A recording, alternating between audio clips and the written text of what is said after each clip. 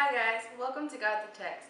Today's date is August 30th, and our topic is Airmail, and our verse is found in Judges 15, 4 and 5.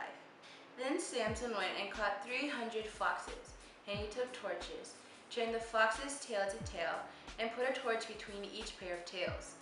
When he had set the torches on fire, he let the foxes go into the staining grain of the Philistines, and burned up both the stalks and the staining grain, as well as the vineyards and olive groves. I didn't share today's Bible verse because I like that story. I don't. I feel bad for the poor foxes. But it does illustrate an interesting point.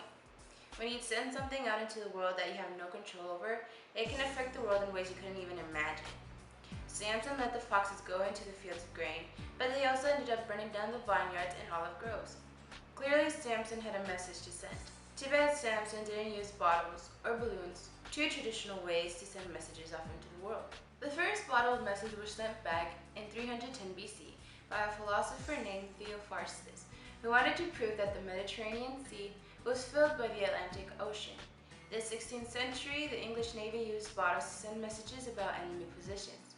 To be sure, the right people saw the message when they were found. Queen Elizabeth I created an official position, uncorker of ocean bottles. If you found a bottle and opened it yourself, you could get the death penalty. People who couldn't put their messages into bottles and throw them into the ocean sometimes used balloons to send messages. Through the years, I found 2 of these balloon messages. It's fun to write back to the person who released the balloon and find out how far it traveled. Most of the messages simply have contact information from the person who launched the balloon.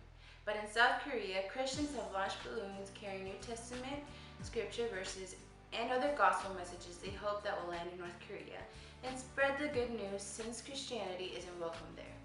You don't need foxes to send messages that will spread out into the world. You can attach some sharing tags to helium balloons and have your own missionary balloon launch. Be sure to put the literature inside a plastic bag in case it gets wet before someone finds it. To make sure that the finder can locate a Seventh-day Adventist church, you can include the church's website at www.adventist.org. That's it for today, guys. Thanks for watching, and I'll see you next time.